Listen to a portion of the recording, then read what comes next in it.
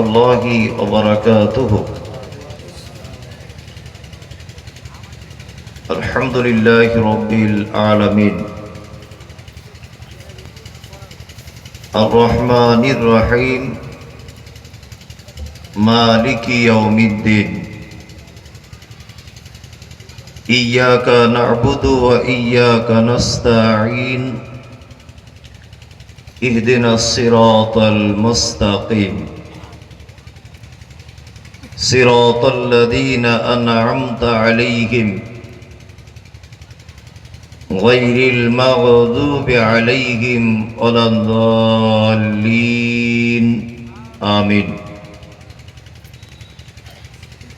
ربنا آتنا في الدنيا حسنة وفي الآخرة حسنة وقنا عذاب النار آمين. اللهم صل على محمد وعلى آل محمد كما صليت على إبراهيم وعلى آل إبراهيم إنك حميد مجيد. اللهم بارك على محمد وعلى آل محمد كما باركت على إبراهيم وعلى آل إبراهيم إنك حميد مجيد آمين. رب اشرح لي صدري ويسر لي أمري واحلل عقدة من لساني يفقهوا قولي. ربي زدني علما. وقال الله تعالى إن الذين آمنوا وعملوا الصالحات أولئك هم خير البرية جزاؤهم عند ربهم جنات عدن تجري من تحتها الأنهار خالدين فيها أبدا رضي الله عنهم ورضوا عنه ذلك لمن خشي ربه. وقال النبي الأمين صلى الله عليه وسلم خيركم من تعلم القرآن وعلمه. আজকের মসজিদ কেন্দ্রিক আয়োজিত দ্বীনি সভার সুযোগ্য নির্বাচিত সভাপতি, মঞ্চে বসে আছেন আমন্ত্রিত ওলামায়ে কেরাম, আজকের জলসাতে অতিথি হিসাবে যারা এসেছিলেন, শ্রোতা হিসাবে যারা আছেন, চলে গেছেন, আসছেন, নারী পুরুষ নির্বিশেষে সকলকে জানাচ্ছি আন্তরিক শুভেচ্ছা, ভালোবাসা, প্রেম, মোবারকবাদ, ধন্যবাদ, সাধুবাদ, স্নেহাশিস যথাক্রমে শ্রেণীগতভাবে। আলহামদুলিল্লাহ, এতক্ষণ পর্যন্ত আপনারা বিভিন্ন ওলামায়ে কেরামদের কাছ থেকে হাদিস এবং কোরআনের আলোচনা শ্রবণ করেছেন। আমি অনেক দূর থেকে এসেছি, আশা প্রকাশ করছি আমিও কিছু কথা আলোচনা করব। সেই উদ্দেশ্য নিয়ে পবিত্র আল কোরআনে সূরা বাইয়িনার একটি আয়াত আপনাদের সামনে পরিবেশন করেছি। হাদিসে নববী থেকে একটি ছোট্ট হাদিসের টুকরা আপনাদের সামনে বলেছি। এই দুটোকে সামনে রেখে ছোট্ট একটি বিষয়ের উপর আলোচনা করব যে পৃথিবীতে ভালো মানুষ কে? কে ভালো মানুষ? আসলে আমি বক্তব্য রাখবো বলে উঠেছি বটে, কিন্তু আমার মনের দিক দিয়ে আমি ভালো নেই। শুধু ভয় লাগছে যদি আমার কথা বুঝতে না পারে। আর আমি তো একেবারে লোকাল বাংলাতেও কথা বলতে পারি না। আর এক সমস্যা, মানে আমি বইয়ের ভাষাতে কথা বলি, যেটা বাংলা পিওর কলকাতাতে যেটা চলে। এখন আমার আবার ভয় লাগছে যে পাড়া গ্রামের মানুষ যদি বুঝতে না পারে, ওই জন্য আমি সাধারণত পূর্ণিয়া, বিহার এগুলোতে আসতে চাই না, শুধু এইটারই ভয় যে আমি যে বলবো তারা বুঝতে পারবে কিনা। আমার আর একটা দোষ আছে, সেই দোষটা হলো যে আমি তো বিশাল সুর করে বলি না।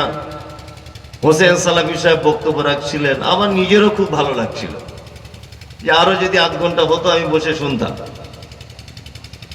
গলার কণ্ঠর একটা ব্যাপার আছে। তার আগে ভোজপুরি সাহেব বক্তব্য রাখছিলেন, কি সুন্দর গলা, সুর, কিন্তু আমার তো সেটাও নেই। এখন আমার কিসের কারণে এতগুলো মানুষ বসে থাকবে আমি এটাও ভাবছি। আমি তো ভালো গজলও বলতে পারছি না, সুর নেই, কিচ্ছু নেই, কি শুনবে মানুষ? আমি একটা জিনিস আপনাদেরকে শোনাতে পারবো, সেটা কি? আল্লাহ সুবহানাহু ওয়া তাআলা বলছেন, নাহনু নাকুসসু আলাইকা হাসানাল কসাস বিমা আওহাইনা ইলাইকা হাযাল কোরআন। সারা পৃথিবীতে যত কথা, যত গল্প, যত উপন্যাস, যত আবৃত্তি আমরা শুনি, আল্লাহ সুবহানাহু ওয়া তাআলা বলছেন সব থেকে ভালো কথা, সব থেকে ভালো গল্প আমি আল্লাহ কোরআন মাজিদের ভিতরে লিপিবদ্ধ করেছি, যা পৃথিবীর অন্য কোন কিতাবের ভিতরে পাওয়া সম্ভব নয়। আমি সেই ভালো কথা, কোরআনের কথা কিছু আলোচনা করব। তার আগে আমার আলোচ্য বিষয়ের আগে আমি 5 মিনিট একটা কথা বলে রাখছি। আমি বেশি হিন্দি বুঝি না, বাঙালি পিওর তো একটার তো বুঝি, মানে ভালোই বুঝি আর কি। তা আমার আগে যিনি বক্তব্য রাখলেন দাঁড়িয়ে দাঁড়িয়ে 2 মিনিট, উনি একটা কথা বলতে চেয়েছেন যে আমাদের শেরশাবাদীরা পিছিয়ে কোন জায়গায়। উনি কি বললেন? আমরা এত পিছিয়ে কেন? উনি কি বললেন বুঝতে পারেননি আপনারা ওনার ভাষা? কিসের জন্য বললেন? শিক্ষা নেই, তাই না? আপনি আছেন এখানে, আপনাকে আমি ওইটা বলার জন্য আমি খুঁজছি বারবার, শিক্ষার জন্য পিছিয়ে। এবার আমি আপনাদেরকে 10 মিনিট একটা আলাদা ব্যাপারে কথা বলি। 10 মিনিট আমাকে বলার সুযোগ দেন। সারা ভারতবর্ষের মাটিতে মুসলিমদের এই দুরবস্থা কেন জানেন? তার একটাই কারণ, সত্যি আমাদের শিক্ষা নেই। আর আমরা আলেম ওলামারা জানি না, শাইখুল হাদিস যারা আছেন, বড় বড় যারা জামিয়া সালফিয়া থেকে ফারাগাত করেছেন, জামিয়া ফাইজিয়াম থেকে পড়েছেন, আপনার বিভিন্ন বড় বড় মাদ্রাসা থেকে যারা পড়াশোনা করে এসেছেন, ওনাকে জাতিকে কি বার্তা দিচ্ছেন আমি জানি না, তবে ওনার সঙ্গে আমি একদম একমত। ওনার সঙ্গে আমি একদম একমত যে সত্যি আমাদের মুসলিমরা পিছিয়ে আছে শুধু শিক্ষাতে। একটা কথা বললে আপনি আশ্চর্য হয়ে যাবেন, আলেম ওলামারাও আশ্চর্য হবেন এই কথাটা শুনলে, যেটা তো কঠিন তথ্য। আচ্ছা বলুন তো, ইসলামের ভিত কটি? ইসলামের কটি ভিত? কটি? 5টি। কটি? 5টি। প্রথমে কি? কলেমা, তাওহীদ, কলেমা। তারপর নামাজ, তারপর রোজা, তারপর যাকাত, তারপর হজ। আমি সহজ বাংলাতে বলার চেষ্টা করছি যাতে আপনারা বুঝতে সুবিধা হয়। তাহলে ইসলাম 5টা জিনিসের উপরে দাঁড়িয়ে আছে: কলেমা, নামাজ, হজ, যাকাত আর রোজা। 5টা জিনিসের উপরে দাঁড়িয়ে আছে কি? ইসলাম। এবার আপনাদেরকে বলি, এই কলেমা যে শব্দটা, লা ইলাহা ইল্লাল্লাহ, এটা কোরআন মাজিদের শুধু এক জায়গাতে বলা হয়েছে। এই শব্দগুলো এসেছে কোরআন মাজিদে কয় জায়গায়? এক জায়গায়। সূরা মুহাম্মদ আয়াত নম্বর 19 আল্লাহ তাআলা বলছেন ফাআলাম আন্নাহু লা ইলাহা ইল্লাল্লাহ। এই শব্দটা কোরআন মাজিদে কবার এসেছে? একবার। তারপরে এলো নামাজ। নামাজের কথা আল্লাহ কোরআনে কবার বলেছেন? কবার?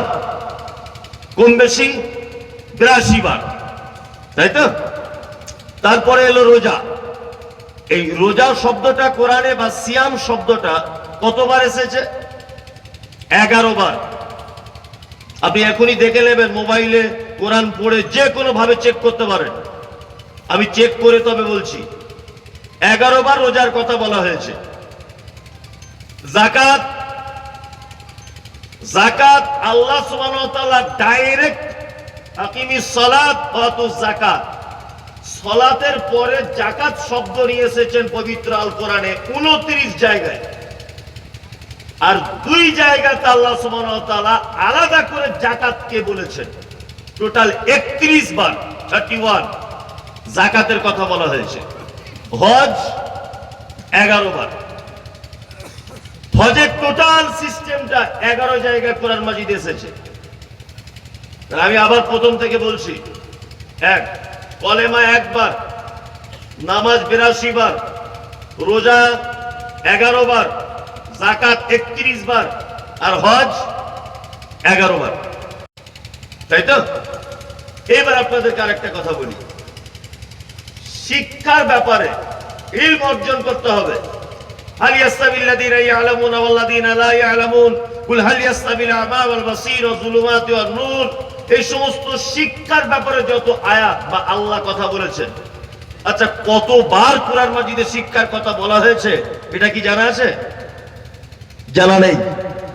750 বারের কাছাকাছি, 770 বারের কাছাকাছি আল্লাহ সুবহানাহু ওয়া তাআলা কোরআন মাজিদে বলেছে শিক্ষা অর্জন করতে হবে। কতবার? 770 বার। এবার আপনাকে আমি বলছি, দুনিয়াতে যত ইবাদত আছে, আচ্ছা বলুন তো কোন ইবাদতটা ছেড়ে দিলে সে আর মুসলিম থাকে না? কোন ইবাদত? নামাজ। নামাজ ছেড়ে দিলে আর কেউ মুসলিম থাকবে না। এবার আপনাকে বলছি, আচ্ছা আগে নামাজ পড়া উচিত না আগে শিক্ষা গ্রহণ করা উচিত? কোনটা? আগে শিক্ষা। নামাজে হাত এখানে বাঁধতে হয়, এখানে না এখানে? আল্লাহু আকবার বলে সালাত শুরু করতে হয়, বিসমিল্লাহ বলে না সুবহানাল্লাহ বলে? এই যে নামাজের ট্রেনিংটা আগে থেকে নিতে হবে শিক্ষার মাধ্যমে।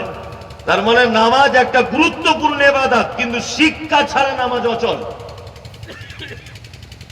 শিক্ষা ছাড়া কি নামাজ অচল? হজ একটি ইবাদত, হজ একটি ইবাদত। কাবাকে 7 বার চক্কর লাগানোকে 1 বার তওয়াফ বলে। তওয়াফ করা হয়ে গেলে আপনাকে মাকামে ইব্রাহিমকে সামনে রেখে 2 রাকাত সালাত পড়তে হয়। ওইটা হয়ে গেলে জমজমের পানি রাখা আছে, গিয়ে পান করতে হয়। ওইটা হয়ে গেলে সাফা মারওয়া, ইন্নাস সাফা ওয়াল মারওয়াতা মিন শাইরিল্লাহ, সাফা পাহাড় থেকে সাই করা শুরু করতে হয়, মারওয়া পাহাড়ে সাই শেষ করতে হয়। তারপর শেষ নেড়া হতে হবে, উমরার কাজ শেষ। কেউ যদি উমরা যদি করতে যায়, হজ নয় উমরা, তাহলে উমরা একটি ইবাদত। এই ইবাদতটা করার আগে আপনার এই পদ্ধতিটা জানা লাগবে কি লাগবে না? লাগবে, লাগবে। তার মানে শিক্ষা ছাড়া কোন ইবাদত টিকতে পারে না, সব ইবাদত বাতিল। শিক্ষা আগে দরকার। ওই জন্য পবিত্র আল কোরআনের সর্বপ্রথম যে আয়াত অবতীর্ণ হয়েছে, সেই আয়াতটি মদ সংক্রান্ত নয়, ব্যভিচারে নিয়ে নয়, দানের ব্যাপারে নয়। সেটা এসেছে কিসের ব্যাপারে? পড়তে হবে। জাতিকে কি করতে হবে? পড়তে হবে, পড়াশোনা জানতে হবে। আর শিক্ষিত মানুষ ছাড়া কোন জাতিকে পরিবর্তন করা সম্ভব নয়।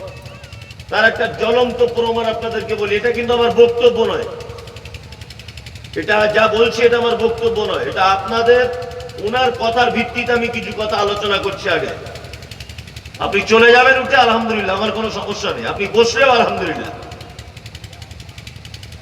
এবার আপনাদেরকে একটা কথা বলি, মুহাম্মদ সাল্লাল্লাহু আলাইহি ওয়াসাল্লাম যে জামানাতে পৃথিবীতে এসেছিলেন, জামানাটির নাম হচ্ছে আইয়ামে জাহিলিয়াত, অর্থাৎ অসভ্যতার যুগ। অসভ্যতা এত বেশি ছিল যে মানুষ মারা গেলে তার মাথার খুপড়িতে মদ রেখে তারা মদ পান করতো না? করতো। পুরুষ নারীর সঙ্গে মিলন করতে হয়। বর্বরতা এত ছিল যে একজন ছেলে তার বোনের সঙ্গে শারীরিক সম্পর্ক করত। আইয়ামে জাহিলিয়াত মানে কন্যা সন্তান হলে মাটিতে পুঁতে দেওয়া হতো। তখনকার দিনে সব থেকে বড় পাপ ছিল চারটি পাপ। কটি পাপ? চারটি। এক, মদ পান। দুই, ব্যভিচার। তিন, গোত্রীয় ঝামেলা, বংশে বংশে ঝামেলা। আর চার, চক্রবৃদ্ধি হারে সুদ। এক কথায় বুঝে যান, সুদ। তাহলে তখনকার দিনে কটা পাপ সব থেকে বেশি ছিল? চারটা, তাই তো? আল্লাহ নবী সাল্লাল্লাহু আলাইহি ওয়াসাল্লাম নবী হবার আগে থেকেই তিনি ভালো মানুষ ছিলেন, ভালো করে বুঝবেন। আল্লাহ নবী সাল্লাল্লাহু আলাইহি ওয়াসাল্লাম ছোট থেকেই অন্যায়ের বিরুদ্ধে প্রতিবাদ করতেন। এটা করা যাবে না, ওটা করা যাবে না, বুঝুন ভালো করে। আর এরই মাঝখানে তিনি মক্কা থেকে 3.5 কিলোমিটার দূরে গারে আপনার জাবালে নূর বলে একটি পাহাড়, সেই পাহাড়ের একদম উচ্চ জায়গাতে একটি গুহা আছে, তার নাম হচ্ছে গারে হীরা। এই গারে হীরাতে আল্লাহ ধ্যান করতেন। একদা জিবরিল আমিন এলেন, আল্লাহ নবীকে বলছেন, মুহাম্মদ ইকরা, আপনি পড়ুন। আল্লাহ নবী সাল্লাল্লাহু আলাইহি ওয়াসাল্লাম বলছেন, আমি তো পড়তে জানি না। তখন জিবরিল আমিন নিজের সঙ্গে নবীজিকে ধরলেন, ধরা পড়ে বলছেন, আপনি পড়ুন। বলছে, আমি তো পড়তে জানি না। আবার ধরলেন, পড়ুন। 3 বারের মাথাতে আল্লাহ নবী বললেন, ইকরা বিসমি রাব্বিকাল্লাযী খালাক। 5টি আয়াত অবতীর্ণ হয়ে গেল, 5টি আয়াত। আচ্ছা, তখন সব থেকে কটা পাপ বেশি ছিল বলেছি আগে?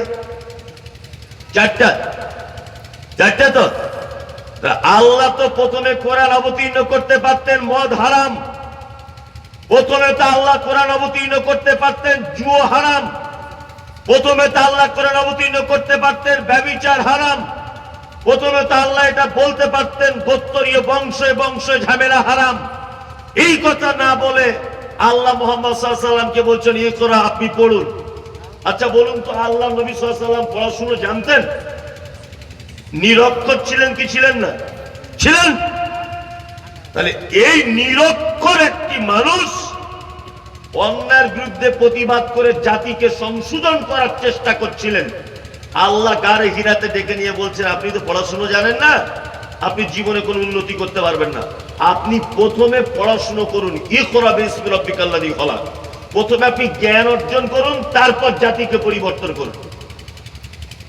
তার মানে বুঝতে পারা যাচ্ছে, একটা কওমকে, একটা জাতিকে, একটা কমিউনিটিকে, একটা পরিবেশকে যদি আপনি পরিশুদ্ধ যদি করতে চান, বা একটা পরিবেশকে যদি আপনি পাল্টাতে চান, তাহলে শিক্ষার বিকল্প আর কোনো জায়গা নেই। কি বলছি বুঝতে পারছেন তো? এই দেখুন, আপনাকে আর একটা কথা বলি, এসব কথা আমাদের আলোচনা হয় না।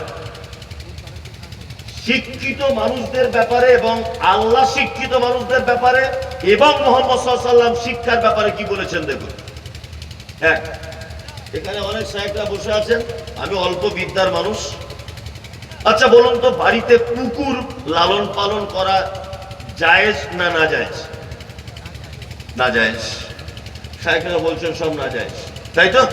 এবার আমি একটা কথা বলি, একটা কুকুর ঘরের মুরগি কোনটা ওটা চেনে, আর বাইরের মুরগি দেখলে ধরতে যায়। ভালো করে বুঝবেন, ঘরের লোক দেখলে ডাকে না, বাইরের লোক দেখলে হু হু করে কামড়াতে যায়। এই কুকুরটাকে ট্রেনিং দেওয়া হয়েছে, এই এটা ঘরের মুরগি ধরবি না, ওটা পরের মুরগি, সুযোগ পেলে ধরবি। ও আপনাকে দেখে ডাকে না, অন্যজনকে দেখে ডাকে। বলুন তো দেখি, এরকম ট্রেনিং ওয়ালা কুকুর বাড়িতে রাখা যাবে কি যাবে না? যাবে? যাবে। মানে হযরত মুহাম্মদ সাল্লাল্লাহু আলাইহি ওয়াসাল্লাম মানুষ তো দূরের কথা, শিক্ষিত কুকুরকে পর্যন্ত সম্মানের জায়গা দিয়েছেন। আপনি বুঝতে পেরেছেন আমার কথাটা কত এ কথা বলছি? আল্লাহ নবী সাল্লাল্লাহু আলাইহি ওয়াসাল্লাম, মানুষ তো শিক্ষিত হলে কি হবে না হবে ওটা আলাদা ব্যাপার, আল্লাহর নবী শিক্ষিত কুকুরকে পর্যন্ত চেয়ারে বসিয়েছেন। এই তুমি যদি জ্ঞান হও, তোমার যদি মালিকের কথাবার্তা তুমি বুঝতে পারো, তাহলে তার ধানের খামারটা, তার গরুর গোয়াল ঘরটা, তার আমের বাগানটা তুমি চৌকি দেওয়ার কাজে থাকতে পারো। ইসলাম তোমাকে পারমিশন দিচ্ছে। তার মানে ইসলাম একটা ট্রেনিং প্রাপ্ত কুকুরকে পর্যন্ত সম্মান দিয়েছে। শিক্ষার কত মর্যাদা! সুবহানাল্লাহ। ওয়া আল্লামা আদম আল আসমাআ কুল্লাহা সুম্মা আরাযাহুম আলাল মালাইকাতি ফাকালা আনবিউনি। আদম আলাইহিস সালামকে আল্লাহ তাআলা তৈরি করার পরে বলছেন, এটা গাছ, এটা লাইট, এটা পাখা, এটা আকাশ, এটা নদী, এটা নদ, এটা মাটি, এটা সূর্য, এটা তারা, সবকিছু শিখিয়ে দিলেন।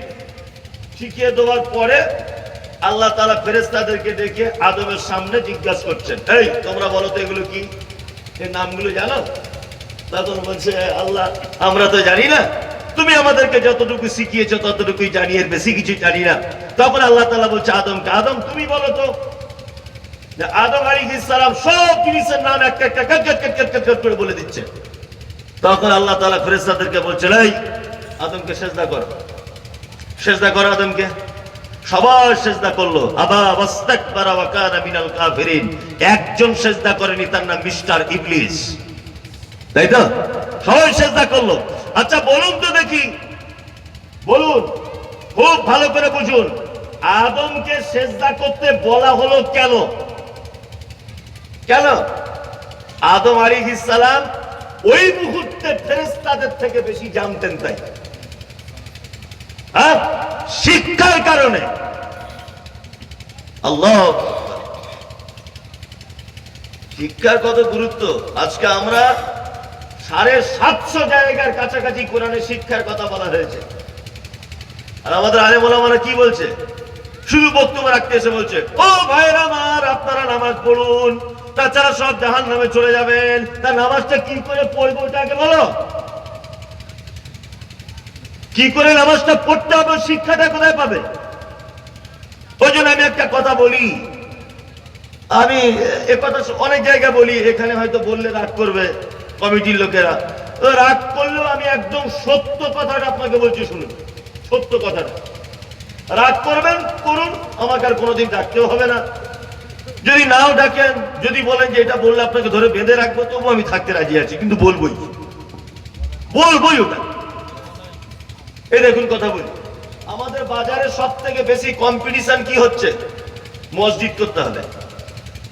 ওদের গ্রামে মসজিদের 4টে এসি লাগানো, আমাদের 12টা লাগাতে হবে। ভালো করে বুঝবেন, ওদের মসজিদে মার্বেল পাথর লাগানো, আর আমাদের মসজিদে মোটামুটি রাজস্থান থেকে পাথর এনে আমরা লাগাবো। ওদের মসজিদের 5টা মিনার, আমাদের 6টা মিনার করতে হবে। এই কম্পিটিশন চলছে না? চলছে কি চলছে না? চলছে, চলছে। আচ্ছা বলুন, এবার একটা কথা বলি, পৃথিবীতে 3টে জায়গা আছে যে জায়গায় নামাজ পড়লে নেকি বেশি হয়। 3টে জায়গা। এক, কাবায়। কেউ যদি কাবাতে 2 রাকাত নামাজ পড়ে 1 লক্ষ রাকাতের নেকি। কেউ যদি মসজিদে নববীতে 2 রাকাত নামাজ পড়ে 50,000-এর ব্যাপারে একটা হাদিস আছে, কিন্তু হাদিসটা ঠিক নয়। 1000 রাকাতের হাদিস সহিহ। এখানে শায়েখরা বসে আছেন, ওনারা জানেন। মসজিদে নববীতে 2 রাকাত নামাজ পড়লে 1000 রাকাতের নেকি, আর কাবাতে 1 লক্ষ। আর একটা মসজিদ আছে যেটা ফিলিস্তিনে অবস্থিত, তার নাম মসজিদ আকসা। এই মসজিদ আকসাতে যদি কেউ সালাত আদায় করে এক্সট্রা কিছু নেকি পাবে।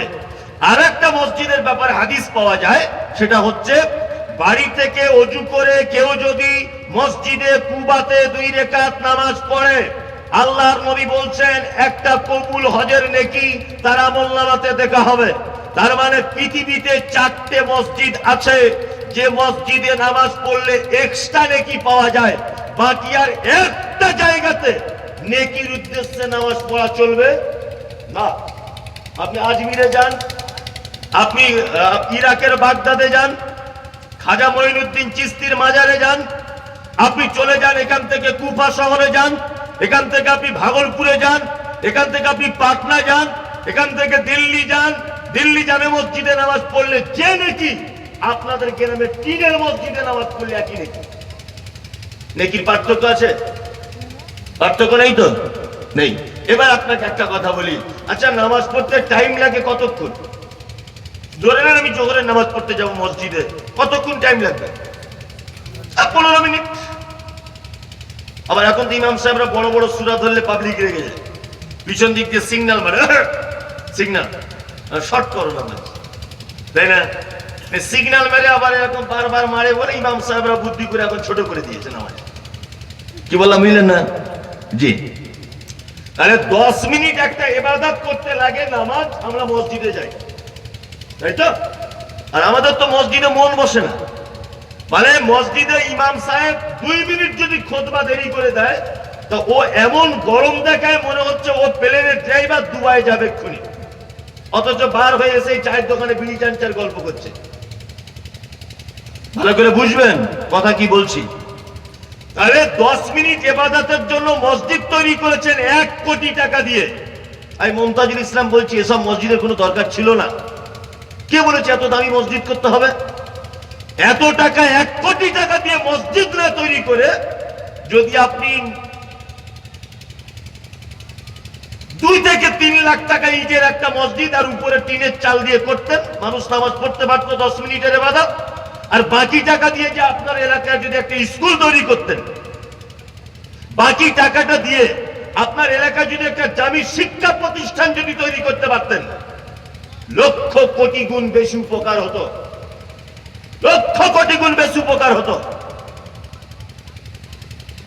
ওই জন্য আমি হাজার বক্তব্যতে বলেছি, মসজিদে দান করলে একটা নেকি হবে, আর শিক্ষা প্রতিষ্ঠানে দান করলে লক্ষ কোটি বেশি নেকি হবে। যদি বলছেন কেন, এই দেখুন তার একটা জ্বলন্ত কথা বলি আমি। যদি বলছে আপনি তো আমাদের কালেকশনে 12টা বাজিয়ে দিলেন, না আমি কালেকশনে 12টা বাজাবো কেন? আমি যেটা বাস্তব প্রয়োজন আমি সেটা বলছি, খুব ভালো করে শুনুন। আপনি মসজিদে 5 কুইন্টাল রড দান করলেন, রড, মসজিদ ঢালাই হয়ে গেল। আচ্ছা বলুন তো 5 কুইন্টাল রড দিয়ে যে মসজিদটা তৈরি হলো, এই মসজিদটা 100 বছর পরে হলেও আবার ভাঙা হবে কি হবে না বলুন? হবে। তাহলে আপনার রড তখন আর থাকবে না, ওটা ভাঙড়ির দোকানে চলে যাবে। কোনটা? ভাঙড়ির দোকানে চলে যাবে। তাহলে আপনার রডের দেওয়ার নেকির লংজিভিটি সময় 100 বছর। এবার মসজিদ নতুন করে হচ্ছে, শাইখুল হাদিস ইনি দিয়েছেন 1 কুইন্টাল রড, এনার নেকি শুরু। তাহলে মসজিদে দান করলে ওর নেকি কত বছর হতে পারে? ধরে নেন 100 বছর। এবার আপনি শিক্ষা প্রতিষ্ঠান, আপনি মাদ্রাসাতে 10,000 টাকা দান করেছিলেন, ওই মাদ্রাসায় 1000 ইট দান করেছিলেন। 1000 ইট দান করার কারণে যে রুমটা তৈরি করা হয়েছিল, ওই রুমের ভিতরে কোরআন তেলাওয়াত করে একটা ছেলে কোরআনের হাফেজ হলো। সেই ছেলেটা আবার এখান থেকে চলে গেল, কাটিহার কোন মাদ্রাসার শিক্ষক হয়েছে, সে 5 জন হাফেজ তৈরি করলো। তারা আবার অন্য জায়গার শিক্ষক হয়ে আরো 5 জন হাফেজ তৈরি করলো। আচ্ছা বলুন তো হাফেজ বা ইলমের চর্চা কিয়ামত পর্যন্ত হবে কি হবে না? হবে। এই যে আপনি 1000 ইট দিয়েছিলেন, একটা ছেলে হাফেজ হয়েছিল, কিয়ামত পর্যন্ত নাকি চলবে? কিয়ামত পর্যন্ত ঠেকিয়ে দেবে নাকি? কি বলছি বুঝতে পারছেন তো? ওই জন্য আপনাকে বলছি, যে কোনো কিছু করার আগে 10 বার ভাবতে হবে, 10 বার। আপনার টাকা আপনি দান করবেন না আপনি পুড়িয়ে দেবেন, না আপনি মদ পান করবেন, না আপনার টাকা দিয়ে আপনি জাহান্নামে যাবেন, ওটা আমার দেখার দরকার নেই।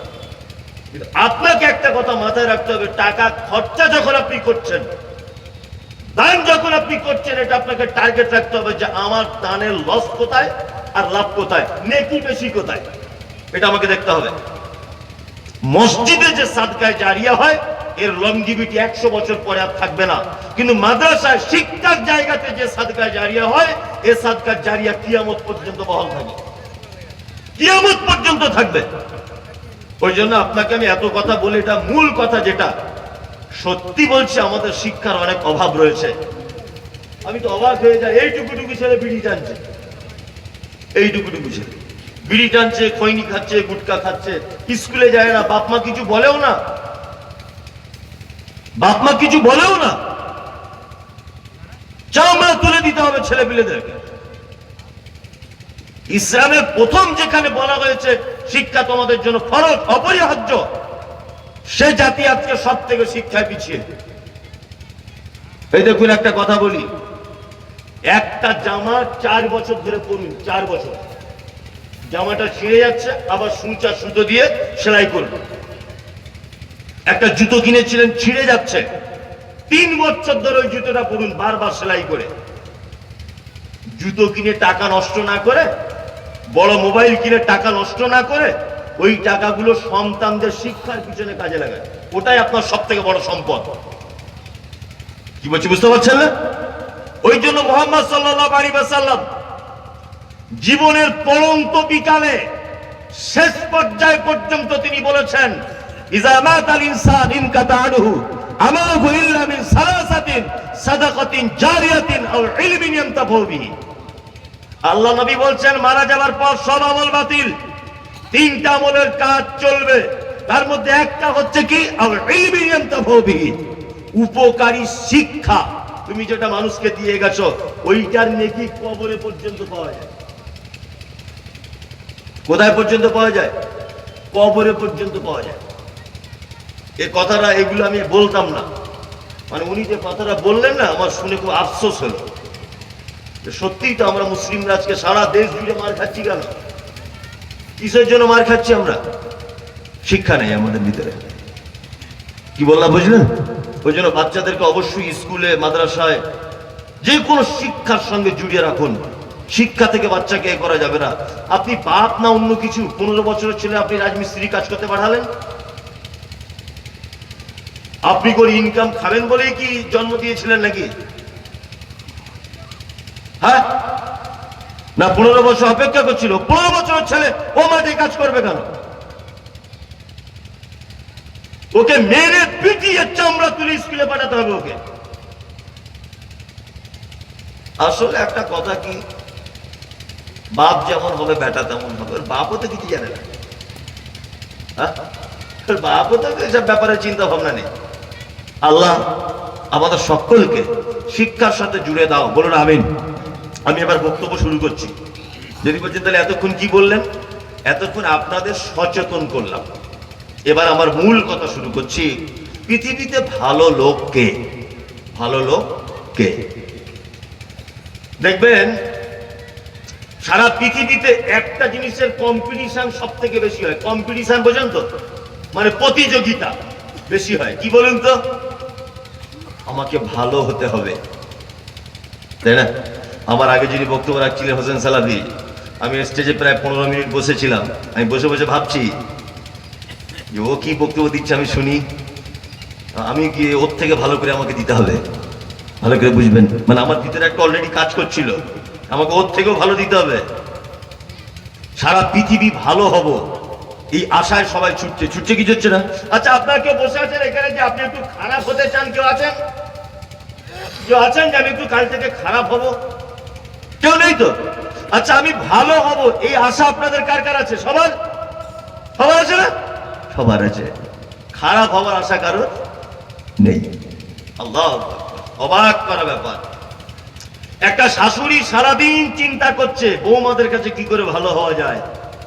একটা শ্বশুর সারাদিন ভাবছে কি করে বৌমাদের কাছে ভালো হওয়া যায়। ভাবছে না? ভাবছে। স্ত্রী ভাবছে আমার স্বামীর কাছে কি করে ভালো বউ হব। স্বামীও ভাবছে আমার স্ত্রীর কাছে কি করে ভালো স্বামী হব, তাই না? ভালো হতে হবে। এবার একটা কথা আপনাকে আবার বলি, পৃথিবীতে মানুষ আপনাকে ভালো বলবে দুটো কারণে। কটা কারণে? দুটো কারণে আপনাকে লোক সবাই ভালো বলবে। এক হচ্ছে যে আপনি ওই পরশুদিন আপনাকে দেখেছি আপনি আন্ডার প্যান্ট পরে ঘুরছিলেন, আজকে কি করে এদিক ওদিক করে আপনি এখন এমএলএ হয়ে গেছেন। হঠাৎ করে পার্টির টিকিট পেয়ে এমএলএ হয়েছে। ও কিছুই জানে না, গন্ড পচা মূর্খ, কিন্তু এমএলএ হয়েছে। হেডমাস্টার ওকে ডাকছে স্যার বলে, অথচ পচা মূর্খ। জলসা হচ্ছে, ওকে করছে প্রধান অতিথি, ও কিছুই জানে না, ও হ্যান্ডবিলটাও পড়তে জানে না, কিন্তু ও যে পদে আছে পদটা অনেক বড়, ওই জন্য মানুষ সবাই ওকে ভালো বলছে। তার মানে এখন ভালো সার্টিফিকেট পেতে গেলে ভালো পদে থাকতে হবে। দুই, ভালোর আরেকটা সার্টিফিকেট আমরা দিই, লোকটা কিছুই ছিল না, নির্বোধ, একেবারে পচা, মূর্খ, নিরক্ষর, অশিক্ষিত, ফুচকার ব্যবসা করত, কিন্তু লটারি কেটে 50 কোটি টাকা পড়ে গেছে ওর হঠাৎ করে।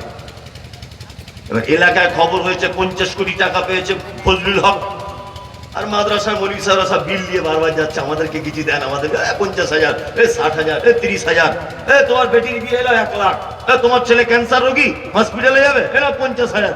আর দানির বেটা দানি, দান করে একাকার। সব জলসাতে দেখছি ওই লোকটা প্রধান অতিথি। কারণ কি বলুন তো? সবাই বলছে বিশাল ভালো লোক, এতদিনও ভালো ছিল না, এই 1 সপ্তাহের জন্য ভালো হলো কেন? ওর টাকা হয়েছে তাই, তাই না? আমার বোনের বিয়ে, তা ঘটক সাহেব এসেছে, ঘটক বুঝেন তো, ঘটক এসেছে, এসে আমাকে বলছে, মমতাজুল ভাই, আপনার বোনের জন্য একটা ভালো ছেলে দেখেছি। বলছে কি করে?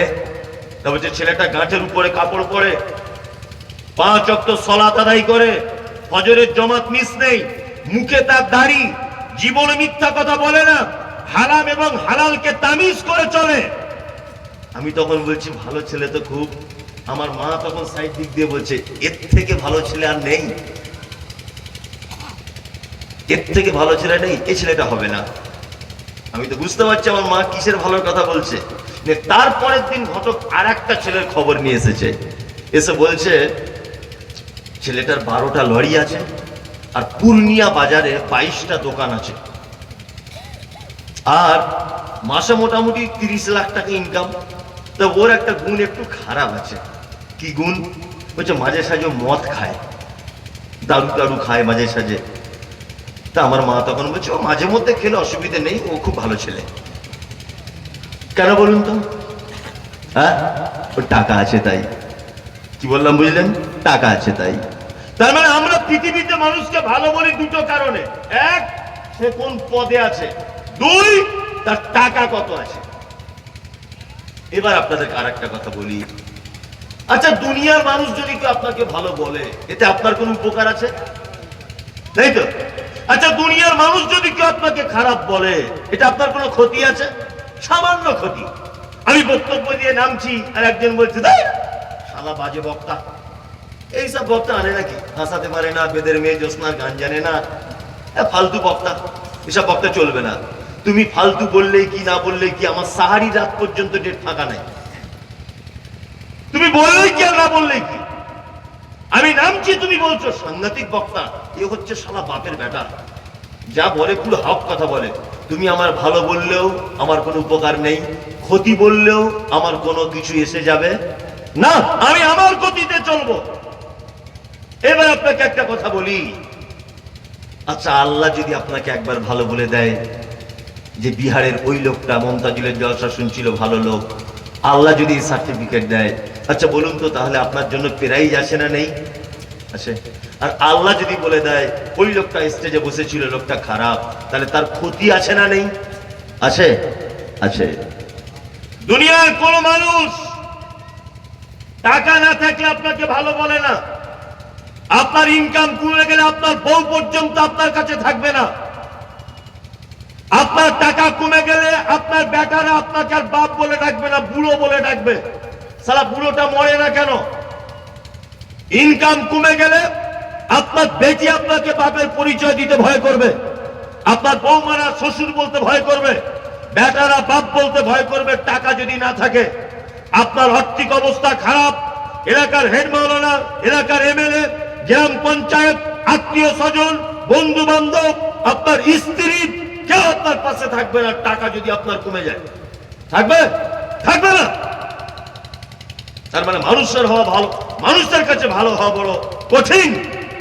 কিন্তু আপনি চোখে দেখতে পাচ্ছেন না, বয়স হয়েছে, বিছানাতে পেচ্ছাপ করে দিয়েছেন, কাপড়ে পেচ্ছাপ করা অবস্থায় আপনি কাটিহারের হসপিটালে শুয়ে আছেন, ছেলেরা কেউ দেখতে যায় না, মেয়েরা কেউ দেখতে যায় না, স্ত্রী খোঁজ খবর নেয় না। আপনি হসপিটালে বেডে শুয়ে থরথর করে কাঁপছেন, চোখে কম দেখেন, কাছে পয়সা নেই, পেচ্ছাপ করে ফেলেছেন, পায়খানা করে ফেলেছেন, মুখে কথা বলতে পারছেন না, শরীর ধক ধক ধক ধক ধক ধক করে কাঁপছে।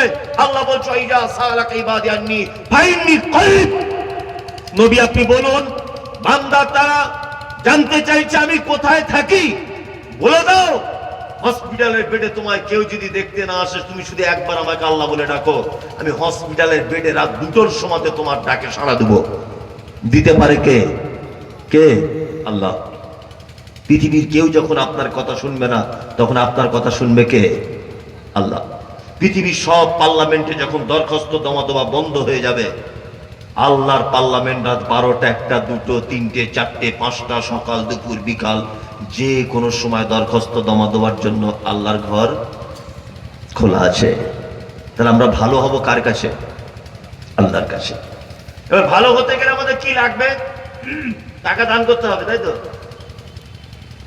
আর আমাদের বক্তারাও সাংঘাতিক বক্তা, তার মধ্যে আমিও তার মধ্যে।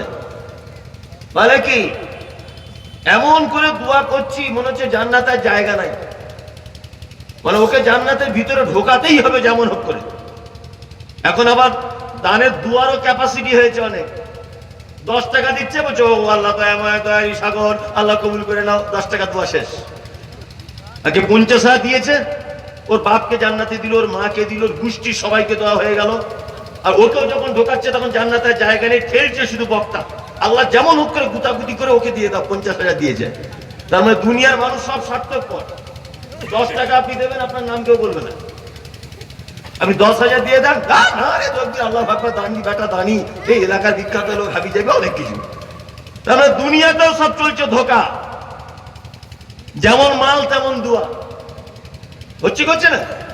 বলুন আমি সত্যি বলছি না মিথ্যা বলছি? আপনি এখন 10 টাকা দেন, আমিও দেখবেন হাতে করে ধরবো না, ফালতু 10 টাকা। 1 লাখ টাকা বলুন, দেখুন আমি চেয়ার থেকে দাঁড়িয়ে উঠেই না তকবির দিয়ে দেবো। মানে এখানেও যেমন মাল তেমন দোয়া। কি বলছি বুঝতে পারছেন না? এসব কথা আশ্চর্য ব্যাপার। তবে মুসলমানদের বক্তব্য দিয়ে বোঝানো খুব মুশকিল। কারণ কি বলুন তো, এরা আবার ফতোয়া জানে। কি ফতোয়া? বলছে কাঁচা পেঁয়াজ খেয়ে মসজিদে যাওয়া যাবে না, জুম্মার দিনে অন্য লোকের কষ্ট হবে।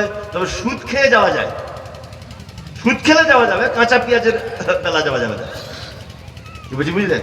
এরা সেই মুসলমান, এদের হাদিস কোরআন দিয়ে বোঝানো যায়। যে মুসলমান কবর খুঁড়তে গিয়ে কবরে দাঁড়িয়ে বিড়ি টানে। আপনাদের দিকে মনে হয় না? আমাদের দিকে হয়। কবর খুঁড়ছে একটা লোক, কবর খুঁড়ছে আবার বিড়ি টানছে। আবার যার বাপ মরেছে ও আবার একতলা বিড়ি আর দেশলাই কিনে বাসতলাতে পাঠাচ্ছে, বলছে তাছাড়া ওরা খুঁড়বে না, তাড়াতাড়ি করে বিড়ি পাঠা। বিড়ি টানছে আর কবর খুঁড়ছে। এদেরকে জান্নাত জাহান্নামের কথা বলে পরিবর্তন করা যায়? যাবে বলে মনে হয়? কখনই যাবে না। তারপরেও এখন বলতে হবে, কিছু করার নেই, আমি দূর থেকে এসেছি। এবার আমি বলবো ভালো মানুষকে। আল্লাহ বলছেন ইন্নাল্লাযীনা আমানু ওয়া আমিলুস সালিহাত উলাইকা হুম খায়রুল বারিয়া। আল্লাহ বলছেন নিশ্চয়ই যারা আমার উপরে ঈমান আনে আর ভালো কাজ যারা করে, উলাইকা হুম খায়রুল বারিয়া, এরা জগতের যত যা কিছু আছে সব থেকে ভালো লোক হইল যে লোক দুটো কাজ করে। কটা কাজ? দুটো কাজ। এক ঈমান আনে আর 2 ভালো কাজ করে। আল্লাহ তারপরে বলছেন তুমি ভালো লোকের সার্টিফিকেট দিয়ে আমি থেমে নেই। আল্লাহ বলছে জাযাউকুম ইনদা রাব্বিকুম, আমার পক্ষ থেকে রয়েছে প্রতিদান। জান্নাতু আদনিন, চিরস্থায়ী জান্নাত, তাজরি মিন তাহতিহাল আনহার, যার তলার দিক দিয়ে ঝর্ণা প্রবাহমান। খালিদিনা ফিহা আবাদা, ওই জান্নাতে তারা চিরস্থায়ী থাকবে। রাদিয়াল্লাহু আনহুম, আল্লাহ বলছে আমি তাদের উপরে রাজি। ওয়ারাজি আনহু, তারাও আমার উপরে রাজি। লিমান খাশিয়া রাব্বা, এই কারণে উভয়ের পক্ষে রাজি যে তারা আমাকে ভয় করে চলতে দেয়। তো আল্লাহ এখানে ভালো মানুষ হলে কটা গুণের কথা বলেছেন? 2টা। কটা? 2টা। আজকে একটা মজার বক্তব্য দেবো, যদি আপনারা আমার ধৈর্যটা যদি একটু ধরে থাকেন। দেখুন আপনাকে অনেক কিছু আমি জানাবো। আর মজার বক্তব্য মানে কোরআন থেকে। আপনার ভালো না লাগলেও একটু বসুন, ধৈর্য ধরে দেখবেন মজা লাগবে। আর আমি তো এখনো মেন জিনিস বলিনি, যেটা বলবো বলে এসেছি ওটা এখনো শুরু করিনি, করব। এখন ঘটনা হচ্ছে, আল্লাহ ভালো মানুষের পরিচয় দিয়েছেন কটা জিনিসের? দুটা। ঈমান আনতে হবে আর ভালো কাজ করতে হবে, তাই না? আর এই দুটো কাজ যদি আপনি করেন, আপনার প্রাইজ কি? জান্নাত। কি প্রাইজ? জান্নাত। আপনারা যারা বসে আছেন, জান্নাতে যাওয়ার আশা আছে? আছে, সবাই আছে? আছে তো? আছে। তাহলে জান্নাতে যেতে গেলে আল্লাহ বলছে ভালো কাজ করতে হবে আর ঈমান রাখতে হবে। তাহলে যদি আমরা কিছু ভালো কাজ বলি, তা করা যাবে? যাবে তো? ঈমানদারিতার সাথে বলছেন যাবে? যাবে। তাহলে গুটি কত ভালো কাজ বলি, দেখুন যদি করা যায়। আল্লাহ বলছেন, আল্লাযীনা ইউনফিকুনা ফিস সাররাই ওয়াজ যাররাই ওয়াল কাযিমিনাল গায়যা ওয়াল আফিনা আনিন নাস আল্লাহু ইউহিব্বুল মুহসিনিন। আল্লাহ বলছে চারটে যদি কাজ করো তোমরা পৃথিবীর সবথেকে ভালো লোক। এখানে আল্লাহ বলছে চারটে কাজ যদি করো। কটা কাজ? চারটা। আর এই চারটে কাজ আল্লাহ উল্লেখ করে দিয়েছেন। সুবহানাল্লাহ, চারটে কাজ মাত্র। এই চারটের একটু ব্যাখ্যা বিশ্লেষণ করে দিই। আল্লাহ তাআলা বলছেন পৃথিবীতে যত লোক আছে আর যত লোক ভালো কাজ করে, তার মতো আল্লাহ তাআলা চারটে ভালো কাজের কথা এখানে উল্লেখ করছেন। আমরা করব ইনশাআল্লাহ। এক, আল্লাযীনা ইউনফিকুনা ফিস সাররাই ওয়াজ যাররাই, যারা খরচা করে সচ্ছলতায়, মানে ভালো অবস্থা থাকলেও আর অসচ্ছলতায়, খারাপ অবস্থাতে থাকলেও যারা আল্লাহ রাস্তায় কি করে? খরচা করে, তাই না? যদি বলছেন সে দানের বক্তব্য তো সেই ভোজপুরি থেকে চলছে, তা আপনি এই দানের কথাই বলবেন? এই ভোজপুরি তো বিহারের লোক, আর হোসেন সালাবি বিহারের লোক, আর আমি তো কলকাতার লোক, নিশ্চয় আলোচনা কিছু আলাদা হবেই। এই দানের ব্যাপারেই যদি এখন আলোচনা শুরু করে দিই, দানের ব্যাপারে আমি এমন কিছু তথ্য আপনার সামনে পেশ করছি, আপনি আগে শুনেছিলেন, ভুলে গিয়েছিলেন মাঝখানে, আমি আবার স্মরণ করিয়ে দিচ্ছি। দানের বক্তব্য তো অনেক শুনেছেন না? আমি 10 মিনিট আপনারা আমাকে টাইম দেন, কিছু গুরুত্বপূর্ণ তথ্য আপনাদের সামনে পেশ করছি। এক, দান কত গুরুত্বপূর্ণ এটা বলছি। আচ্ছা বলুন তো, সন্ধ্যাবেলাতে আপনার বউয়ের সঙ্গে ঝামেলা হলো, খুব ঝামেলা। ঝামেলা করতে করতে আপনার বউকে বলছেন, কারিমা জীবনে আল্লাহর কসম বলছি তোর মায়ের বাড়ি যাবো না, জীবনে কোনোদিন তোর মায়ের বাড়ি যাবো না। কখন বলেছেন এটা? সন্ধ্যাবেলা। কি বলেছেন? আল্লাহর কসম তোর মায়ের বাড়ি যাবো না। রাতের বেলা এক জায়গায় ছিলেন, এদিক বিদিক করতে করতে, রাগ দেখাতে দেখাতে আবার প্রেম ভালোবাসা হয়েছে রাতের বেলা। সকালবেলা আবার মোটামুটি দুজনা বেশ ভালোই প্রীতি জমেছে। তখন আপনি বলছেন, দেখ কারিমা, বলছিলাম তোর মায়ের বাড়ি যাব না, তুই রাগ করিস না, চল মোটরসাইকেলটা বার করি, দুজনা গিয়ে ঘুরে আসি। সকালবেলা চাটা খাওয়ার পরে দুজনে আমার মায়ের বাড়ি চলে গেলেন, মানে নির্লজ্জের মতো। আপনার লজ্জা শরম কম? আচ্ছা বলুন তো, এই যে রাতের বেলা শোয়ার আগে আল্লাহর কসম দিয়েছিলেন, আর তারপরে যে শ্বশুর বাড়ি চলে গেলেন নির্লজ্জের মতো, আচ্ছা এই যে কসমটা আপনি টিকিয়ে রাখতে পারেননি, এই জরিমানা আছে না নেই বলুন? আচ্ছা আচ্ছা, জরিমানা, কসমের জরিমানা কি জানেন? কে বলতে পারবেন? কে কারো জানা আছে যে কসমের কি জরিমানা? এই জরিমানার কথা যদি বলি তাহলে সারা জীবন আর জরিমানা দিয়ে দিয়ে শেষ হবে না। কারণ আমরা তো কসম করা মাস্টার। আমার বাপের কসম, পেটে হাত দিয়ে বলছি, চোখে হাত দিয়ে বলছি, নারীর কসম, মাটিতে দাঁড়িয়ে বলছি, কাবার দিকে ফিরে বলছি, মসজিদের দিকে ফিরিয়ে, মানে কত কি কসম, সমস্ত কসম শিরক। একটা শুধু কসম এমার্জেন্সিতে চলবে, আল্লাহর কসম। আল্লাহ ছাড়া কারো নামে কসম করা চলবে না। কসমের জরিমানা কি? এক, 3টা রোজা রাখতে হবে। কটা? 3টা। 2, মমতাজুল সাহেব 3টা রোজা রাখতে পারবো না, তাহলে কি করবো? 10 জন মিসকিনকে খেতে দিতে হবে। কটা? 10টা মিসকিনকে খেতে দিতে হবে। তাহলে আপনাকে আমি একটা ভুল দেখালাম, একটা অপরাধ দেখালাম। এই অপরাধের জরিমানা আল্লাহর নবী সাল্লাল্লাহু আলাইহি ওয়াসাল্লাম করেছেন কি দিয়ে? 10 জনকে দান করতে হবে আর 3টা রোজা রাখতে হবে। খুব মনোযোগ দিয়ে শুনবেন, তাহলে এই ভুলটার জরিমানা কি দিয়ে? দান আর 3টা রোজা। আচ্ছা, আপনার এখানে কেউ হাজি সাহেব আছেন? নেই তো? 2-4 বছরের মধ্যে হজ করতে যাবেন এরকম নিয়ত আছে? থাকতেও পারে। হ্যাঁ, আলহামদুলিল্লাহ, থাকলে আলহামদুলিল্লাহ। আমি আজ থেকে 29 দিন আগে মক্কায় ছিলাম, মদিনায়, মক্কা মদিনায়, ওখান থেকে এসেছি। তা আমি এই ব্যাপারগুলো খুব ভালো করে জানি। কিছু অশিক্ষিত লোক তারা হজ করতে যায়, তারা ইসলাম সম্পর্কে কিছু জানে না। আর এই ব্যাপারে আরেকটা কথা বলি, আমাদের বিহার বেঙ্গলের মানুষের একটা ধারণা যে বুড়ো না হলে হজ ফরজ হয় না। ওই যে বুড়ো বয়সে যায় লাঠি ধরে ধরে, কোথায় যাচ্ছ চাচা? বলছে হজে। ও হজে গিয়ে ঘোড়ার ডিম হবে, কিছুই হবে না। ওকে কে যেতে বলেছে? আফ্রিকার লোকের যদি এরকম একটা গুঁতো যদি খায় না, ওর কলিজা ফেটে যাবে। ও কি করবে? হজে কিছুই করতে পারে না, ফালতু কি হোটেলে বসে থাকে। ও না সাপা মারুয়া ছুটতে পারবে, না কাবাতে ঘুরতে পারবে, না পানির বোতলে পানি পান করতে পারবে, আর না জামারাতে পাথর মারতে পারবে, না কিছুই পারবে। বসে থাকতে হোটেলে 5 লাখ টাকা খরচা করে গেছে বুড়ো বয়সে। তোমায় কে যেতে বলেছে ফালতু ভিড় করতে? টাকা থাকলে ইয়ং বয়সে যাও, 4 জন মানুষকে যেন তুমি একাই সেট করতে পারো এরকম বয়সে যাও।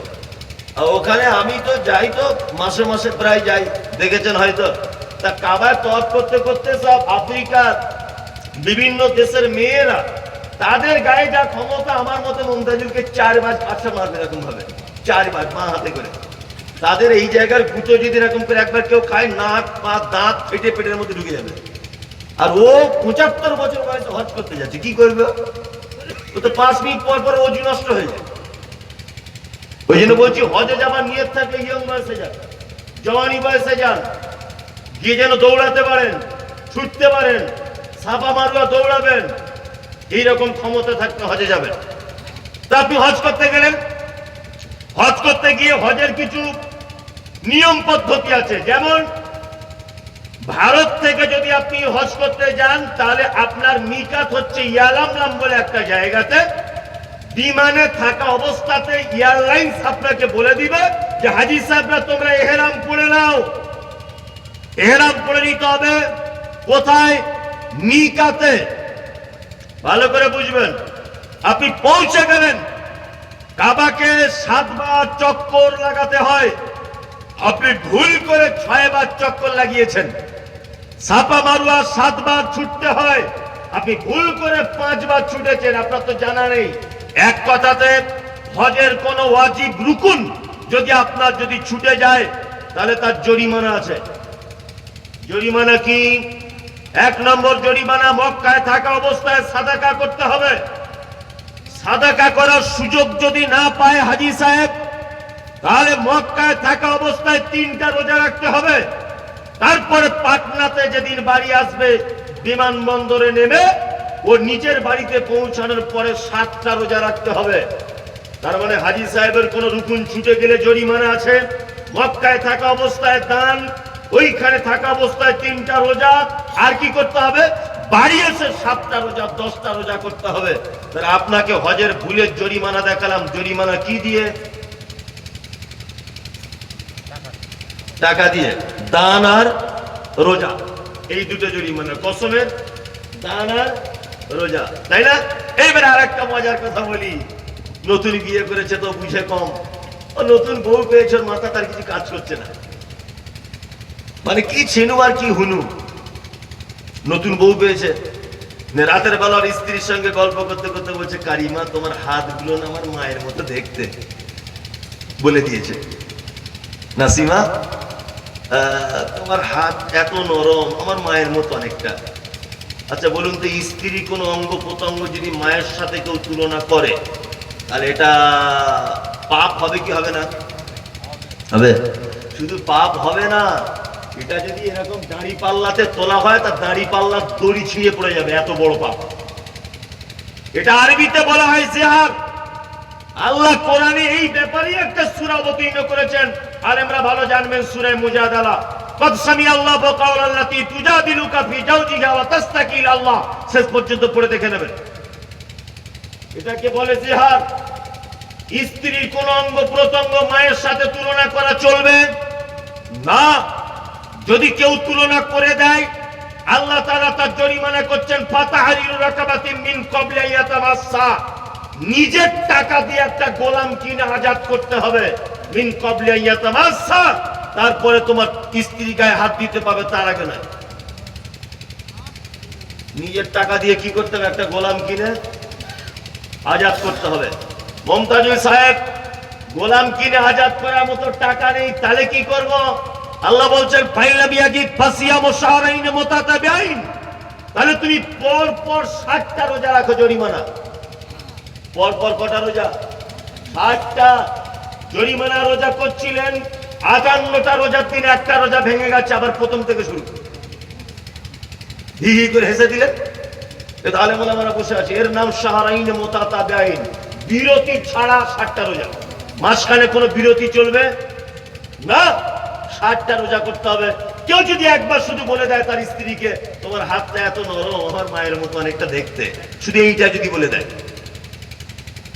দ্বিতীয় জরিমানা 60টা রোজা। মমতাজুল সাহেব, এত কঠিন রোজা কি করে করব? রমজান মাসেই তো 30টা করতে পারি না, আর 60টা রোজা কি সম্ভব?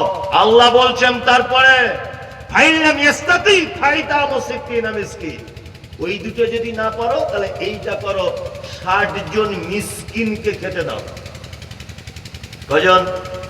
60 জন। 6-0-60। আচ্ছা বলুন, আল্লাহ এই ভুলের জরিমানা কি দিয়ে করেছেন? টাকা দান আর রোজা, তাই না?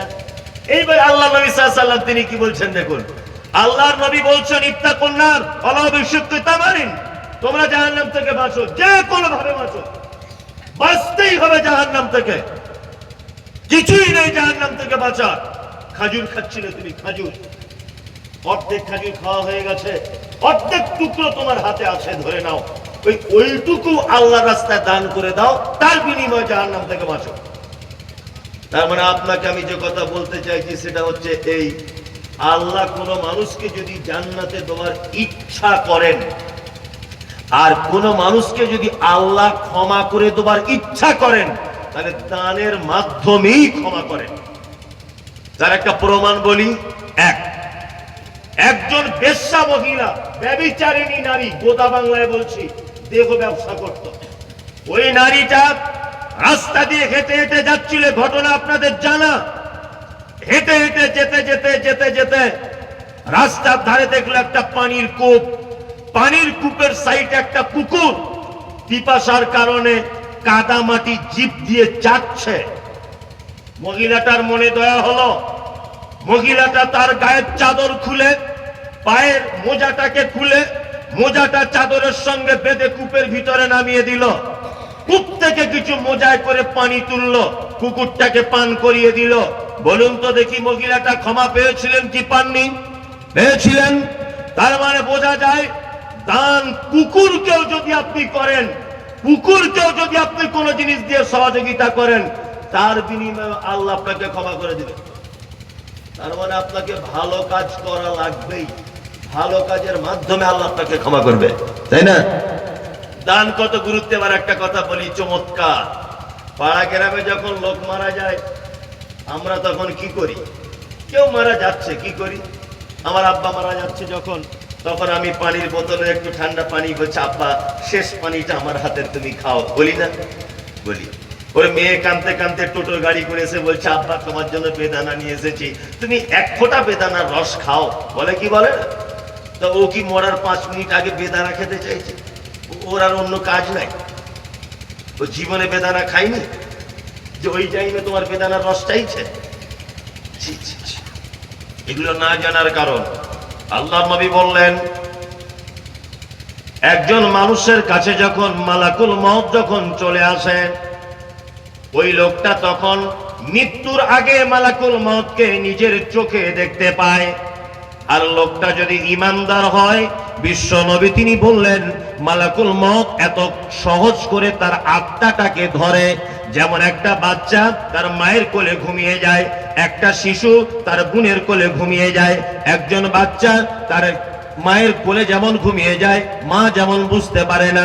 ওই জন্য আল্লাহ নবী বললেন, লোকটা যদি ইমানদার হয়, লোকটা যদি আল্লাহওয়ালা হয়, লোকটার ইমানের যদি তেজ থেকে যায়, তাহলে লোকটা এমন করে চলে যাবে, তার পাশে বসে থাকা তার বিবি জানতে পারবে না, তার স্ত্রী জানতে পারবে না, তার মা জানতে পারবে না, তার বোনেরা জানতে পারবে না, তার বেটা বেটি সবাই বসে থাকবে, কিন্তু মাঝখান থেকে লোকটা চলে যাবে।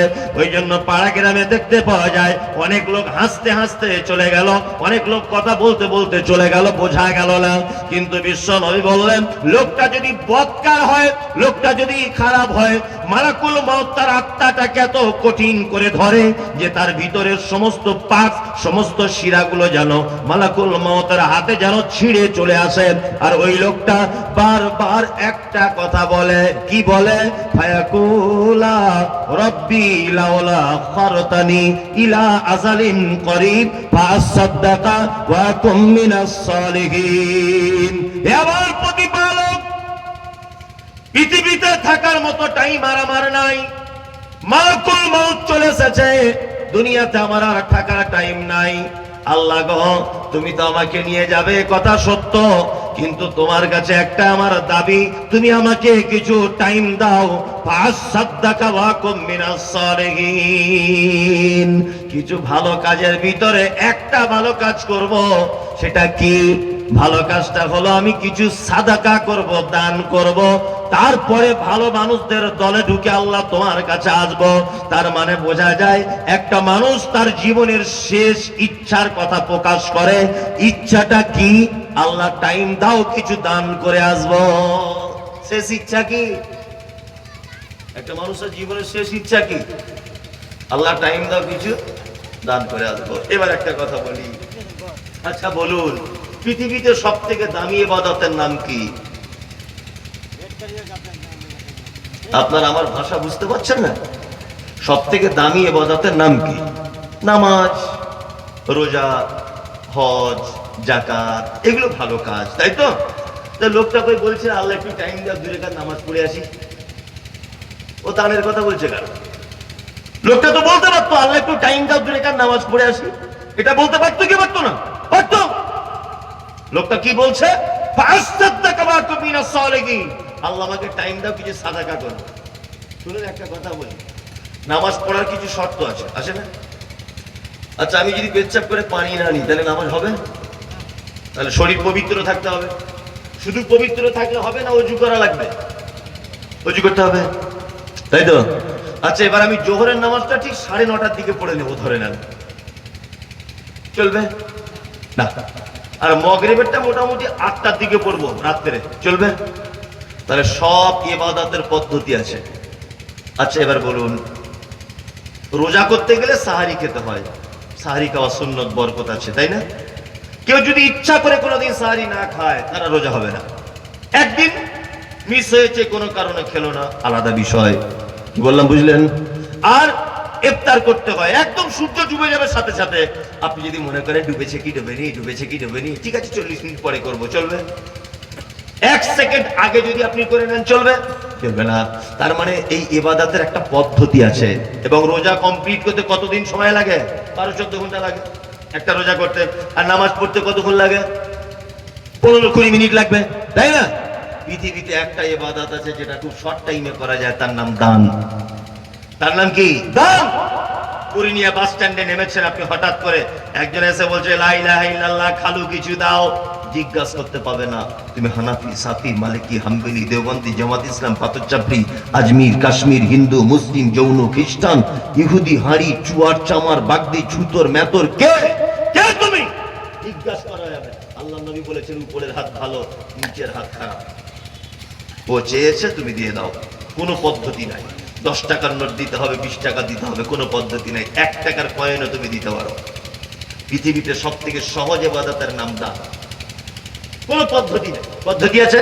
কোনো পদ্ধতি নাই, কোনো পদ্ধতি নাই। 10 টাকা ছিল, বার করে তাড়াতাড়ি দিয়ে দেন। হাদিসে কি লেখা আছে? 10 টাকার নোট চলবে না, 20 টাকা হলে ভালো হয়, 100 টাকা চলবে না, 500 টাকা হলে আরো ভালো হয়, এরকম বলা আছে। চারা নাও দিতে পারেন, সুবিধা সুবিধা সুবিধা। মানে এই দানের কোনো পদ্ধতি নাই, কোনো পদ্ধতি নাই। এবার আপনাদেরকে একটা কথা বলি, খুব চমৎকার। আমার আগে হোসেন সালাবি সাহেব একটা হাদিস বলছিলেন, আমার মনে পড়েছে হাদিসটা। উনি বলছিলেন, কি বলছিলেন? ওই যে মহিলাদের ব্যাপারে বলতে গিয়ে বলছিলেন যে আল্লাহ রাসূল ঈদগাহর মাঠে খুতবা দিতে দিতে বলছিলেন, ইয়া মাশারান নিসা তাসাদ্দাকনা, ওই নারীরা, এই, তোমরা বেশি করে সাদাকা করো, কারণ আমি তোমাদেরকে দেখে এসেছি অধিকাংশ তোমরা জাহান্নামের ভিতরে। তার মানে আল্লাহ নবী সাল্লাল্লাহু আলাইহি ওয়াসাল্লাম মহিলাদের জাহান্নাম থেকে বাঁচার জন্য কি করার কথা বললেন? সাদাকা।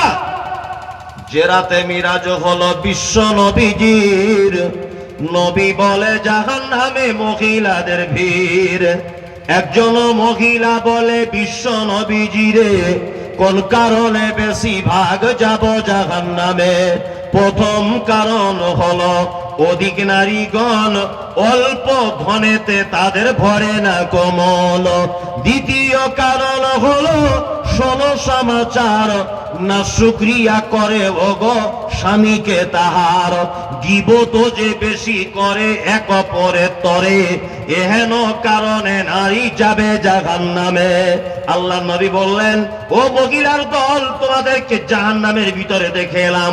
যদি তোমরা জাহান্নাম থেকে বাঁচতে চাও, একটি মাত্র কাজ করো, তা সাদদাক না, তোমরা আল্লাহর রাস্তায় সাদাকা করে দাও, দান করে দাও।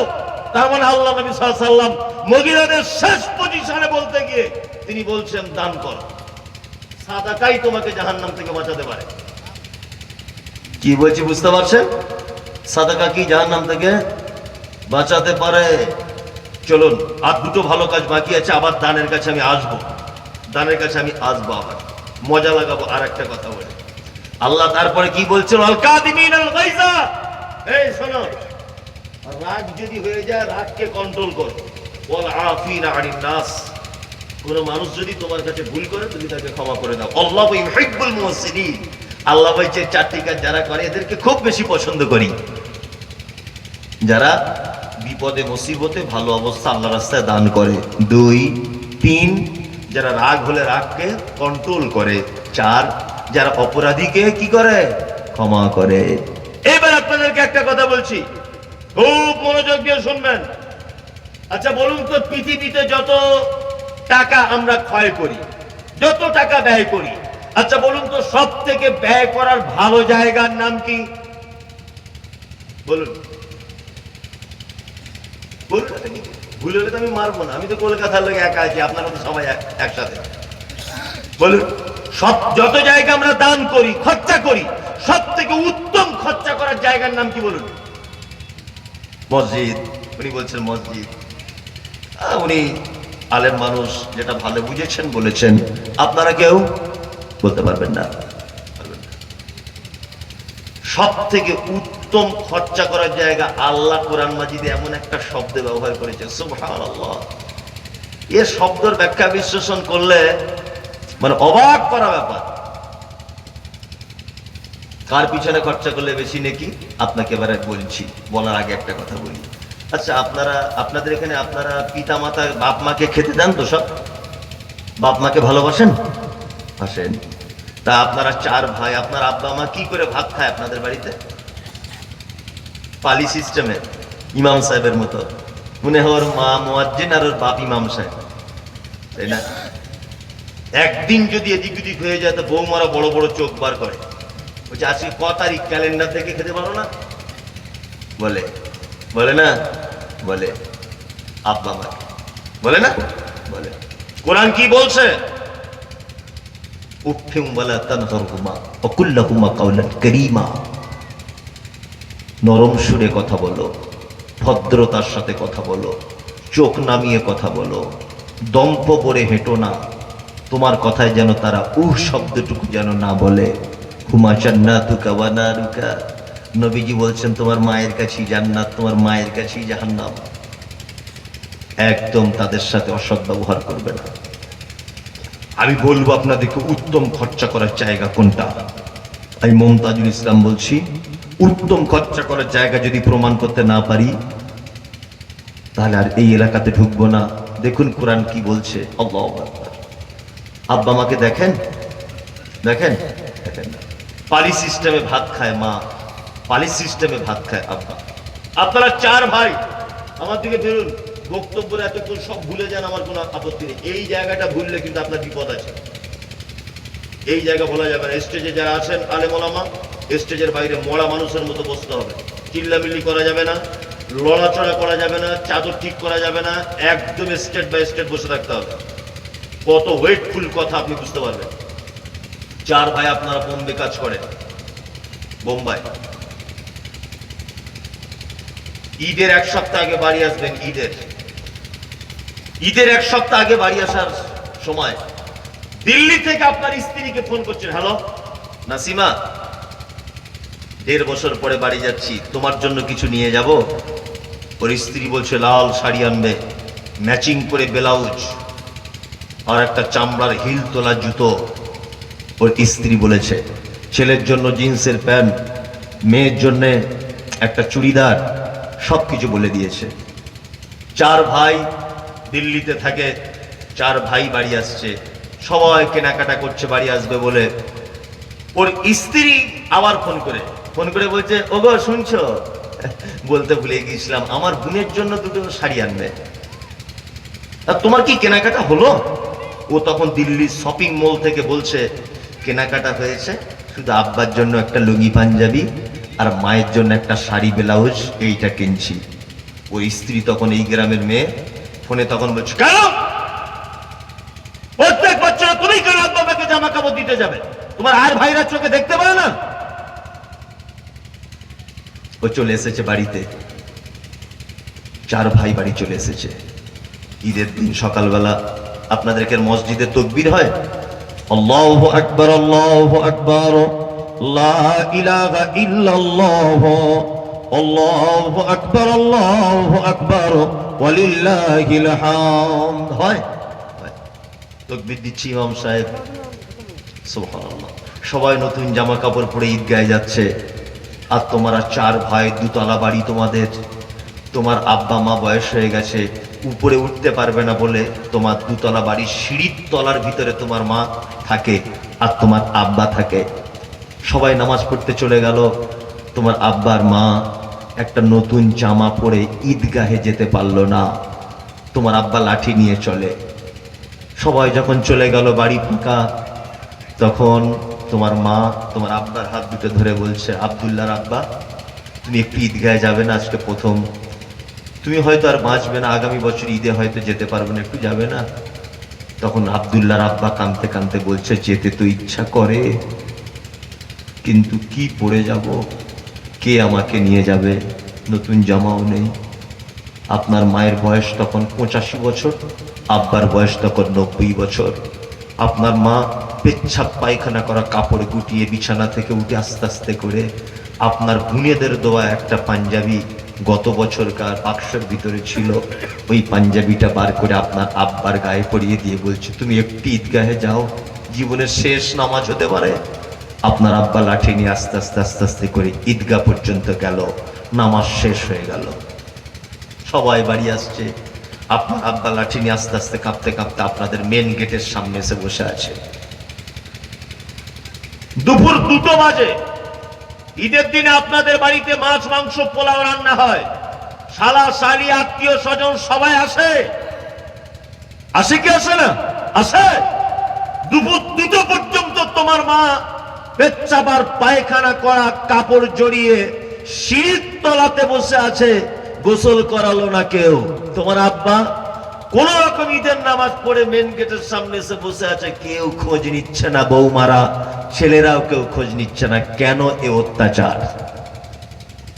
কি অপরাধের কারণে তাদের এই বিচার? আজকে ঈদের দিনে তাদের সিংহাসনে বসে থাকার দরকার ছিল।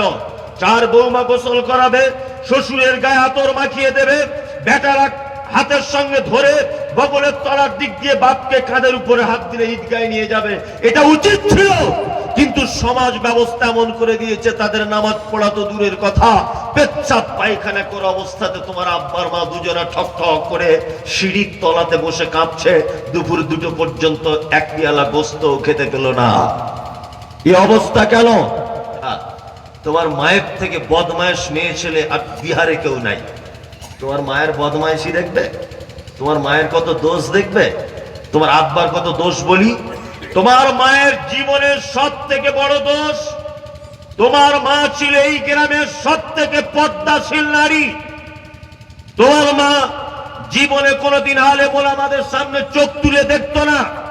তোমার মা এতই পর্দা করত, এই গ্রামের কোন মানুষ তোমার মায়ের মুখ দেখতো না। তোমার মায়ের অন্যায় কোথায়? যে মা কোনোদিন কাউকে মুখ দেখাতো না, ওই মা তোমার মতো বদমাইশ ছেলেকে জন্ম দিতে গিয়ে হসপিটালের বেডে ডাক্তার বাবুদের সামনে নিজের লজ্জাস্থান দেখিয়েছিল কাপড় খুলে দিয়ে।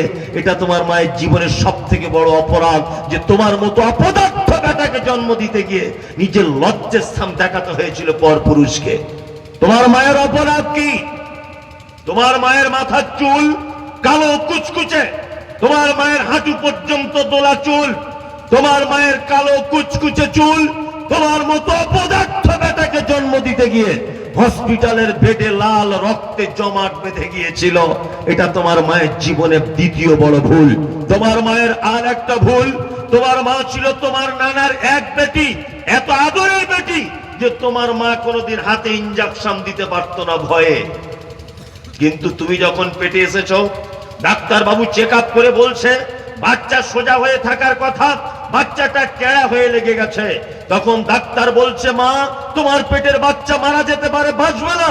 তোমার মা, যে মা হাতের ইনজেকশনের সুই ঢোকাতে পারতো না, ওই মা তখন ডাক্তার বাবুকে বলছে ডাক্তার বাবু আপনি আমার প্রাণের বিনিময়ে হলেও, আপনি ধারালো যন্ত্র দিয়ে আমার পেট কেটে দিয়ে হলেও আপনি আমার বাচ্চার জীবন দান করুন।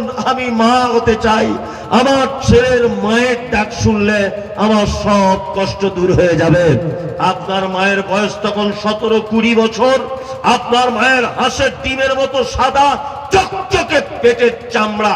ডাক্তার বাবুরা ধারালো সূচ আর ধারালো কাঁচি দিয়ে আপনার মায়ের পেট ফেড়ে দিল, দিয়ে আপনাকে বার করলো। আপনার মায়ের জীবনের সব থেকে 3 নম্বরে বড় ভুল, যে আপনার মতো অপদার্থ বেটাকে জন্ম দিতে গিয়ে হাসপাতালের বেডে নিজের পেটের চামড়া কেটে তোমাকে বার করেছিল। তোমার মায়ের আর একটা ভুল, চিকিৎসা বিজ্ঞানীরা বলেছে প্রত্যেক সন্তান তার মায়ের প্রতিদিন 8 বার দুধ পান করে, একবারে 250 গ্রাম করে দুধ পান করে। কোরআনের ভাষাতে 30 মাস দুধ পান করাতে হয়। তোমার মায়ের অপরাধ হলো এই যে তোমার মতো অপদার্থ ছেলেকে বিনা টাকায়, বিনা পরিশ্রমিকে, বিনা অর্থের বিনিময়ে তোমার মায়ের তুমি দুধ পান করেছো কুইন্টাল কুইন্টাল। কোনদিন মা টাকা দাবি করেনি।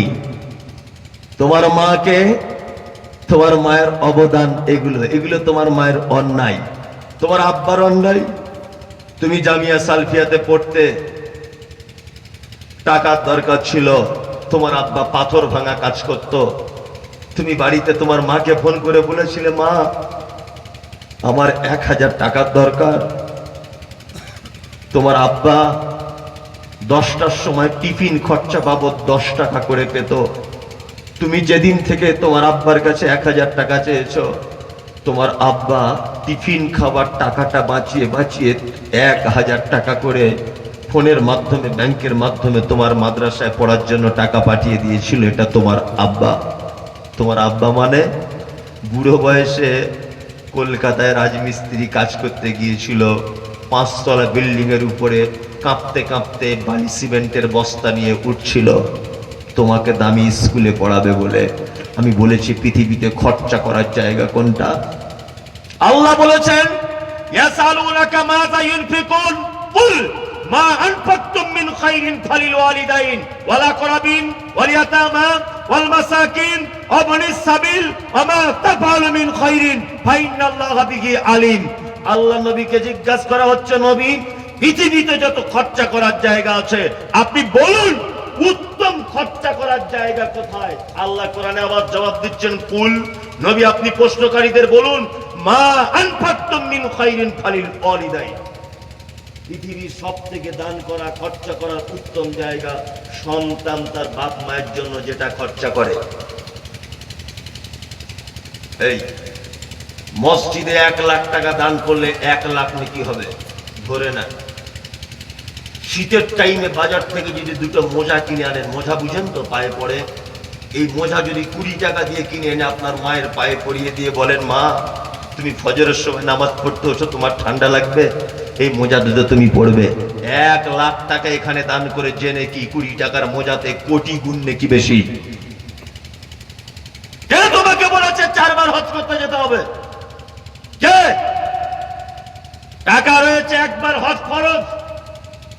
হাজী সাহেব বলছে আবার 2 বছর পরে নিয়ত করেছি যাব। কে তোমাকে যেতে বলেছে 2য় বছরে? একটা হজের সঙ্গে একটা উমরা, তুমি আবার বলছো আমি উমরা করতে যাব। কে তোমাকে যুক্তি দিল উমরা করতে যেতে হবে তোমাকে? তোমার মা পালা সিস্টেমে ভাত খায় ইমাম সাহেবের মতো, আর তুমি হজ করতে যাচ্ছ? বদমাইশির জায়গা পাও না। তোমার মায়ের সেবার মাধ্যমেই তোমার জান্নাত পড়ে আছে। তো বাড়িতে জান্নাত ফেলে দিয়ে কাবাতে জান্নাত খুঁজতে যাচ্ছে। ওই জন্য বলছি, দান ধন যেখানেই করবেন একটা কথা মাথায় রাখবেন, আপনার জীবনের সব রক্ত বার করেও যদি আপনি মাদ্রাসা মসজিদে দান করে দেন, তবুও মায়ের 1 ফোঁটা দুধের দাম দিতে পারবেন না। দিতে পারবেন? কেউ দিতে পারবেন? পারবেন না, পারবেন না দিতে। ওই জন্য সর্বক্ষণ আপনার দান যেখানেই করবেন, মাদ্রাসা মসজিদে যেখানেই করবেন, প্রথমে এই শব্দটা বলবেন যে এটা আমার আব্বার মায়ের জন্য দিলাম। কি বলবেন? আব্বার মায়ের জন্য দিলাম। আল্লাহু আকবার। সারা জীবন পরিশ্রম করেছে, আপনি ভালো থাকবেন তাই। আপনি এখন 4 মাস অসুস্থ হয়ে যান, দেখবেন আপনার স্ত্রী অন্য ছেলের সঙ্গে প্রেম ভালোবাসা করবে ফোনে ফোনে। মা কার নাম জানেন? ডাক্তার বলেছে আপনি আর বাঁচবেন না। আপনার স্ত্রী ওটা শুনে ফেলেছে, আর বাঁচবে না। ফোনে ফোনে দেখবেন ও আরেকজনকে জুটিয়ে নেবে। কিন্তু আপনার মা সারাক্ষণ নামাজ পাটিতে হাত তুলে বলবে, আল্লাহ তুমি আমাকে তুলে নাও, কিন্তু আমার ছেলে শফিকুলকে ভালো করে দাও। এই দোয়া করবে কে? মা। এটা মায়ের পক্ষেই সম্ভব। ওই জন্য কোরআন এত সিকিউরিটি দিয়েছে।